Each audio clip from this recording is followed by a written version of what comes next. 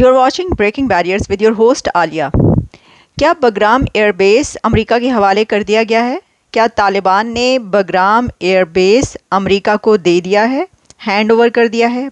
तो ये वाली खबरें कुछ चल रही हैं, ये अनकन्फर्म्ड रिपोर्ट्स हैं। ये कहा जा रहा है, मैं देख रही थी द इंडिपेंडेंट यूके का जो मीडिया है उसने इसको किया, और भी कुछ जगहों पर ये खबर चल रही थी कि तालिबान ने बगराम एयरबेस को अमेरिका के हवाले कर दिया है। अभी किया है या नहीं किया, लेकिन ये बात कंफर्म है कि प्रेसिडेंट ट्रंप इंटरेस्टेड हैं बगराम एयरबेस में, और वो ये चाहते हैं कि बगराम एयरबेस का कंट्रोल उनके पास रहे। वो ऐसा क्यों चाहते हैं हम आपको ये भी बताएंगे, लेकिन उन्होंने ख़ुद क्या कहा वो भी मैं आपको दिखाई देती हूँ।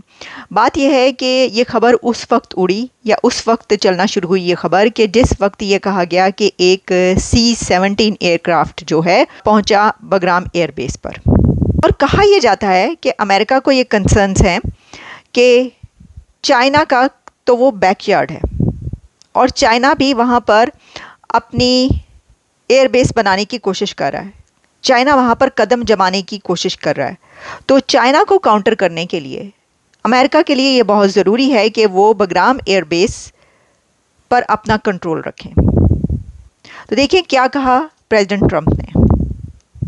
Of Afghanistan, but because of China, because it's exactly 1 hour away from where China makes its nuclear missiles. So we're going to keep Bagram. We're going to keep a small force on Bagram. We're going to have Bagram Air Base, one of the biggest air bases in the world. We gave it up, and you know who's occupying it right now? China. Trump तो बहुत धड़ल्ले के साथ ये कह रहे हैं कि बगराम एयरबेस हमें चाहिए, क्योंकि चाइना की उसके पर नज़र है, और चाइना वहाँ पर अपना न्यूक्लियर बेस बनाना चाहता है। और चाइना वहाँ से, जैसा मैंने आपको बताया कि 1 घंटे के फासले पर, यानी 1 घंटे की फ़्लाइट है वहाँ से। अब देखिए बगराम मिलिट्री एयरबेस का आपने उस वक्त सुना होगा बहुत ज़्यादा कि जिस वक्त US ट्रूप्स विड्रॉल हुआ था वहाँ से।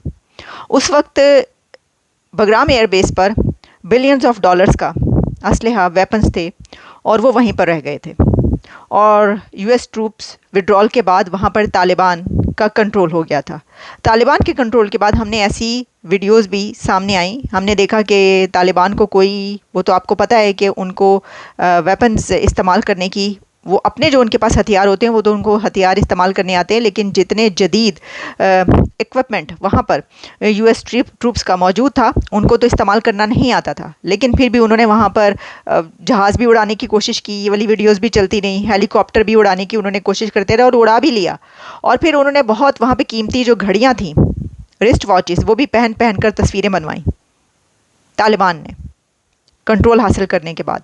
वहाँ पर वो उस पूरे बेस पर अंदर जाकर, जहाँ जहाँ जो कि उस वक्त का the most high alert area कहा जाता था, वहाँ पर जब तालिबान का कंट्रोल हुआ तो उन्होंने खूब दिल भर कर वहाँ पर जो करना चाहा वो किया। लेकिन वो जो असलहा था वो पाकिस्तान ने कहा कि उनके लिए बड़ा ख़तरनाक साबित हुआ, और वो ये हुआ कि फिर तालिबान ने वहाँ से वो असलहा उनके हाथ लगा, उन्होंने उठाया और फिर वो घुस गए वहाँ पर। जो तरीके तालिबान पाकिस्तान, वो घुस घुस के उन्होंने जगह जगह फटे और ईंट से ईंट बजा दी। तो पाकिस्तान की तरफ से कहा जाता है कि ये जो तालिबान असलहा इस्तेमाल कर रहे हैं ये वहाँ से उनको मिला है, और ये वेपन्स हैं ये उनके खिलाफ धड़ल्ले से इस्तेमाल हो रहे हैं। अब देखिए ये रोकने की जिम्मेदारी किसकी थी? ये अमेरिका की रिस्पॉन्सिबिलिटी नहीं थी कि वो उनको रोकते, वो तो निकल आए वहाँ से। अब ये रिस्पॉन्सिबिलिटी थी कि वहाँ पर जो गवर्नमेंट आई, तो वो तो गवर्नमेंट जो आई वहाँ पर, वो तो कहा गया कि ये ग़ुलामी की जंजीरें तोड़कर आज़ाद हुए। तालिबान ग़ुलामी की जंजीरें आज उन्होंने तोड़ी हैं और अफ़गानिस्तान को उन्होंने वापस ले लिया। ये तो ये कहा जा रहा था पाकिस्तान की तरफ से, अगर आपको याद हो।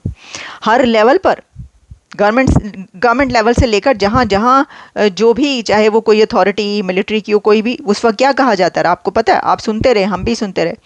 तो वो जो ग़ुलामी की जंजीरें तोड़कर आज़ाद हुए थे, वो फिर पड़ोसियों के यहाँ वो घुस गए सीधे और ईंट से ईंट बजा दी।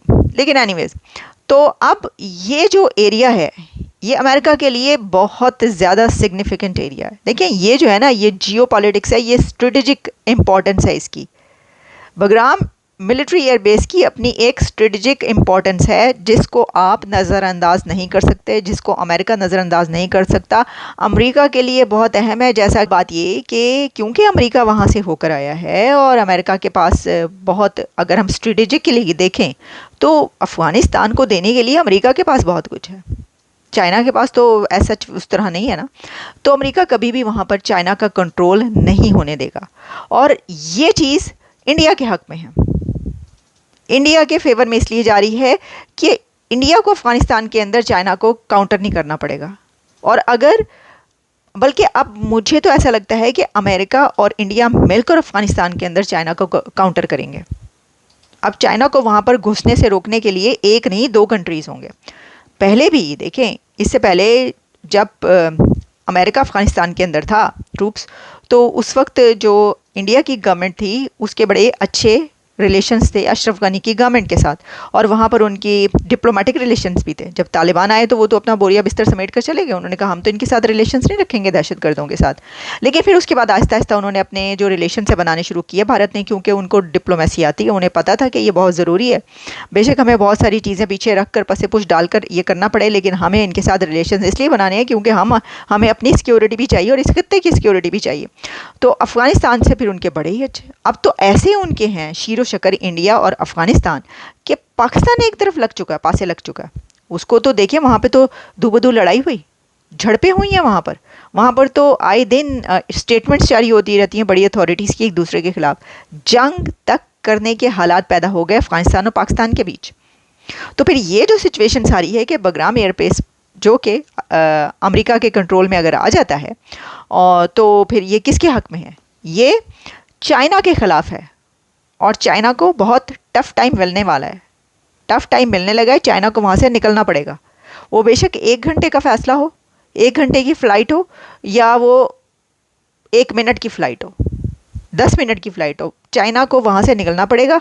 क्योंकि अमेरिका ने ये ठान ली है कि यहाँ पर हम चाइना को कदम नहीं जमाने देंगे। क्योंकि चाइना के आने के बाद तो आपको पता ही है उसने इंडिया के ख़िलाफ़ भी जो है वो होगा और अमेरिका के खिलाफ भी कार्रवाइयाँ हो रही होंगी। तो उन्होंने कहा कि नहीं, ये नहीं हो सकता। तो अब अमेरिका और इंडिया का ये अपर हैंड है अफ़गानिस्तान के अंदर।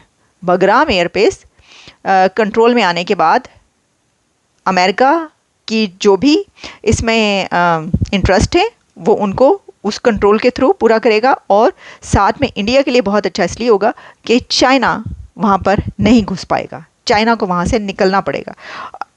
अभी भी जो चाइना के वहाँ पर जो कुछ भी जितना भी असर है वो भी उससे पीछे हटना पड़ेगा उसे, क्योंकि उसके ख़िलाफ़ उसके 2 बड़े दुश्मन वहाँ पर अपने कदम जमाने लगे हैं। ऑलरेडी उनके कदम जमे हुए हैं। अमेरिका पहले भी था वहाँ पर और जो इंडिया है उसके तो आपको पता ही है, वो तो भाई भाई हैं अफ़गानिस्तान और भारत। तो अमेरिका और इंडिया का यहाँ पर भी आपको इत्तेहाद नज़र आएगा, अलायंस होगा अफ़गानिस्तान के अंदर भी।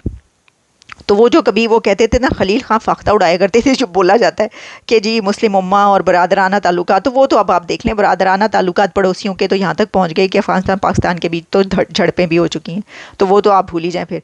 एनीवेज़ ये एक बड़ी मुझे ये सिचुएशन मिली जो कि जियो पॉलिटिक्स पर जब हम बात करते हैं तो जियो पॉलिटिकल कुछ नई डेवलपमेंट्स जो हैं उसके अंदर एक ये भी है। लेकिन अब हमें ये देखना पड़ेगा कि क्या प्रेसिडेंट ट्रम्प जो हैं वो इसको जो उन्होंने कहा है वाकई इसका कंट्रोल हासिल करते हैं। इसके लिए और भी आगे हमें डेवलपमेंट्स नज़र आती हैं और फिर इसका ऐलान भी किया जाता है, क्योंकि अनाउंस कर देंगे अगर ऐसा कुछ हुआ।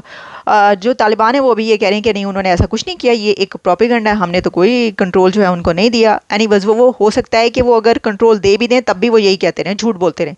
तालिबान का तो आपको पता है झूठ बोलने में एक नंबर के माहिर हैं वो, तो वो कहते रहेंगे ये तो। लेकिन ये है कि अमेरिका अगर इसका कंट्रोल हासिल करता है तो वो बता देंगे, प्रेसिडेंट ट्रम्प बता देंगे कि जी ये हो गया, क्योंकि आपको पता है वो तो सब कुछ धड़ल्ले से सब कुछ बता देते हैं। वो तो उनके क्रिटिक्स ये कहते हैं जो नहीं बताना चाहिए वो भी बता देते हैं, तो वो तो बता देंगे। तो आपको भी पता चल जाएगा, हमें भी पता चल जाएगा। तो उस वक्त हम दोबारा बात करेंगे। इजाज़त है।